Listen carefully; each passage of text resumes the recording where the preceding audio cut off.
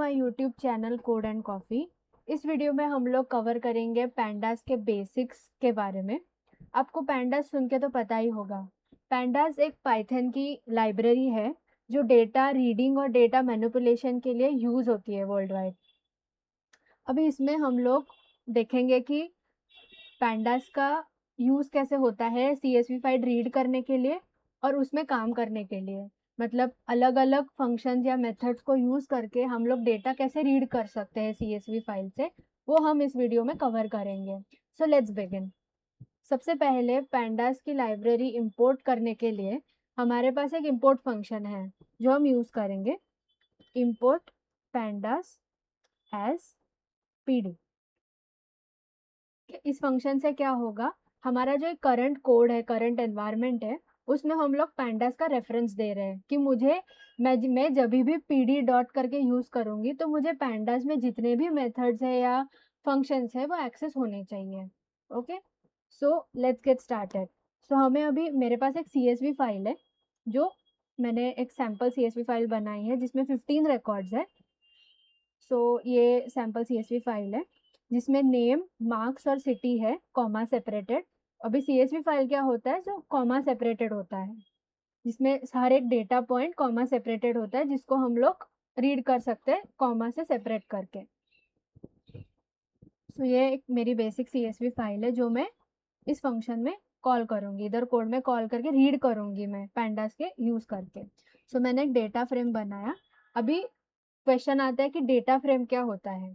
सो data frame आप consider कर सकते हो कि एक टेबल है जो CSV का जो भी डेटा रीड कर रहा है पैंडास, वो उस डेटा फ्रेम में स्टोर कर रहा है, डेटा फ्रेम या टेबल में स्टोर कर रहा है, आप समझ सकते हो। ओके, सो मैं करूँगी PD dot read underscore CSV।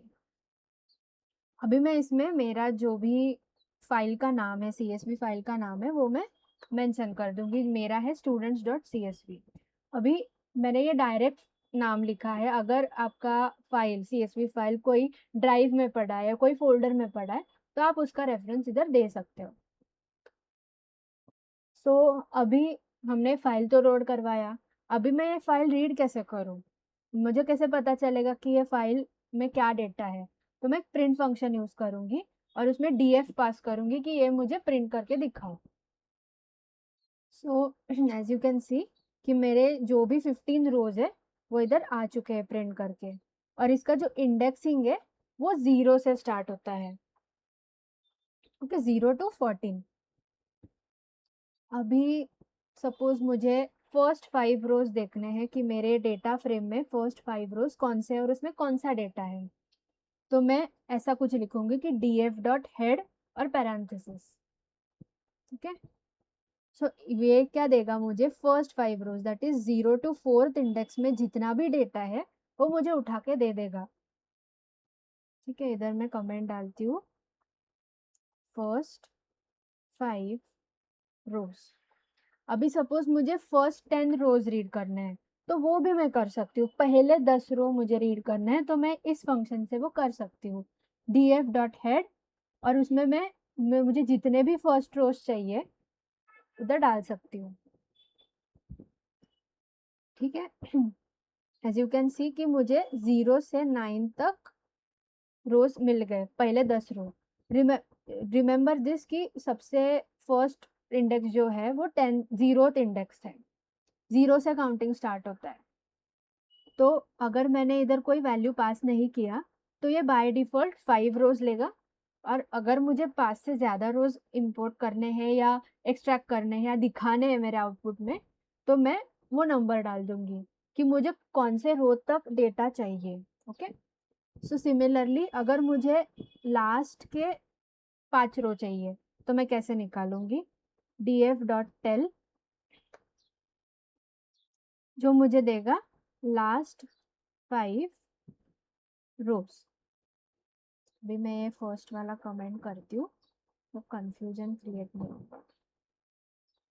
ठीक है, अभी इसमें आएगा लास्ट के 5 रोज दैट इज 10 to 14।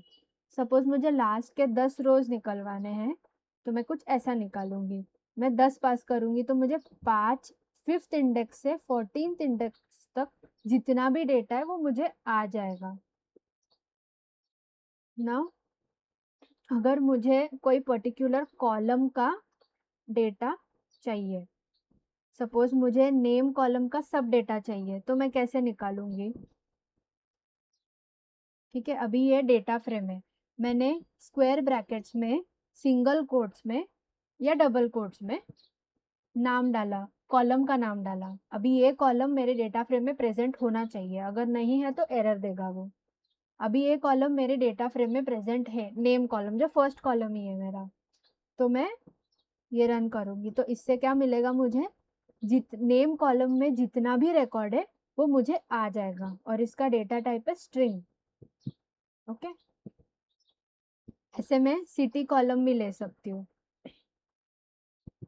जितने भी कॉलम है, अगर आपको कोई पर्टिकुलर कॉलम चाहिए आपके डेटा फ्रेम में, आपके पास कॉलम्स भी बहुत सारे हैं, सपोज आपके पास 100 कॉलम्स है आपके CSV फाइल में, और उसमें आपको एक कॉलम चाहिए, तो आप ऐसे कॉलम निकाल सकते हो। ओके, अभी let's move to the next part which is, अगर मुझे इंडेक्स के हिसाब से वैल्यू चाहिए तो मैं iLog फंक्शन यूज करूंगी, और उसमें मैं इंडेक्स पास करूंगी जिस इंडेक्स का वैल्यू मुझे चाहिए। सपोज मुझे 6th इंडेक्स का 6th रो का वैल्यू चाहिए कि उस रो में क्या डेटा है, तो मैं ऐसा कुछ रो ये करूंगी। iLog that is ith location पे, ith इंडेक्स में क्या डेटा पड़ा है अगर मुझे चाहिए, तो मैं iLog फंक्शन यूज करूंगी और स्क्वायर ब्रैकेट्स में इंडेक्स पास करूंगी। रिमेम्बर, इधर आपको ये ध्यान में रखना है कि जो इंडेक्स है वो 0 से स्टार्ट होगा। ओके, तो अगर मैंने ये रन किया तो मुझे आया कि नेम कॉलम में 6th इंडेक्स पे नेम कॉलम में रोहित डेटा है, मार्क्स में 56 है और सिटी में मुंबई है। सिमिलरली अगर मुझे, अभी ये जाता है इंडेक्स वाइज, अगर मुझे लेबल वाइज डेटा चाहिए तो मैं लोग फंक्शन यूज करूंगी, LOC, और उसमें मैं एक नंबर पास करूंगी, मतलब कौन से लेबल में डेटा कौन सा पड़ा है। अगर मैं इसमें 2 पास करती हूँ तो देखो सेकंड इंडेक्स, सेकंड नेम जो है, ठीक है, उसमें कौन सा डेटा पड़ा है लेबल में। सेकंड इंडेक्स पे सेकंड लेबल जो है वो नेहा है, 92 है उसका है मार्क्स, और सिटी दिल्ली है। तो अगर मैं इधर जाऊँ मेरे डेटा फ्रेम में, तो सेकंड में, सो इट इज 0 1 2, तो ये सेकंड लेबल हुआ। ठीक है, ये सेकंड लेबल पे मुझे क्या डेटा मिला है? नेहा का। ठीक है, तो ये याद रखना कि ये 0 से स्टार्ट होगा। और ये जो है, अभी आप पूछोगे, आप सोचोगे कि iLog और log में क्या डिफरेंस है। सो log जो है वो इंडेक्स के हिसाब से डेटा उठाता है।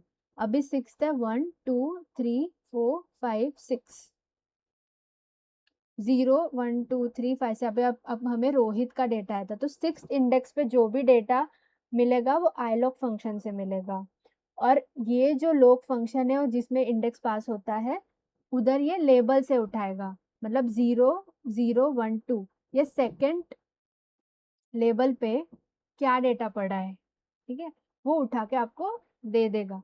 तो ये उठाता है इंडेक्स वाइज और ये उठाता है लेबल वाइज। ठीक है, ये iLog और log में डिफरेंस है। अभी नेक्स्ट मूव करते हैं। अगर मुझे कोई कंडीशन लगानी है कि मुझे डेटा फिल्टर आउट करना है, बेसिकली अभी मेरे पास बहुत सारा डेटा है और मुझे ऐसा डेटा फिल्टर आउट करना है जिसमें उसके जो मार्क्स है वो 85 से ज़्यादा है। ठीक है, अभी मैं वो कैसे करूँगी? मैं डेटा फ्रेम एक बनाऊंगी जिसमें मैं कंडीशन लगाऊंगी कि अगर मेरे मार्क्स के जो कॉलम है, वे मार्क्स ही कॉलम है, हाँ, कॉलम मार्क्स है, अगर उसमें 85 है तो मुझे रिटर्न करो। ठीक है, जितने भी रोज है जिसका मार्क्स में कॉलम मार्क्स में वैल्यू 85 से ज्यादा है, ऐसे कॉलम्स मुझे, ऐसा डेटा मुझे रिटर्न करो। तो देखो, आप मार्क्स कॉलम ये करो, क्योंकि हमने जो कंडीशन है मार्क्स कॉलम पे लगाई है। अभी इस कॉलम में आपको सभी डेटा 85 से ऊपर मिलेगा। ये है डेटा फिल्टरिंग। जैसे मैंने बोला, pandas data manipulation, data filtering, data reading में बहुत एफिशिएंटली यूज होता है, क्योंकि देखो, एक सिंपल एक लाइन में आप पूरा डेटा फिल्टर आउट कर सकते हो। आपको कोई एक्स्ट्रा फिल्टर्स नहीं लगाने, कोई एक्स्ट्रा कोड नहीं लिखना है, एक लाइन में आप पूरा डेटा फिल्टर आउट कर सकते हो। ठीक है। सो इस वीडियो में हमने क्या सीखा, एक तो हेड फंक्शन है, टेल फंक्शन है, जिससे हम लोग first n number of rows और last n number of rows हम एक्सट्रैक्ट करके उसमें डेटा देख सकते हैं क्या है। देन हम अगर कोई स्पेसिफिक कॉलम वाइज हमें डेटा चाहिए तो वो हम डेटा निकाल सकते हैं। देन आईलॉक और लॉग देखा, जो बहुत पॉपुलर फंक्शंस है पैंडास के, जिससे हम लोग इंडेक्स वाइज और लेबल वाइज डेटा को एक्सट्रैक्ट कर सकते हैं। देन हमने लास्टली देखा कि कोई स्पेसिफिक कॉलम में अगर हमें कोई फिल्टर लगाना है तो हम कैसे निकाल सकते हैं या कैसे लगा सकते हैं फिल्टर, ये हमने देखा। सो और भी मैं वीडियोस डालूंगी पैंडास के बारे में या उसके एडवांस टेक्निक्स के बारे में। ये तो बेसिक वीडियो है, बेसिक्स हम लोग स्टार्ट कर रहे हैं। तो ऐसे और वीडियोस देखने के लिए या पाइथन का और ट्रिक्स और टिप्स देखने के लिए मेरे चैनल को ज़रूर फॉलो करें, ज़रूर सब्सक्राइब करें मेरे चैनल के। सो इस वीडियो को लाइक करें, शेयर करें अपने दोस्तों के साथ जिसको पैंडास या पाइथन में बहुत इंटरेस्ट है। So stay tune. Thank you so much for watching this video.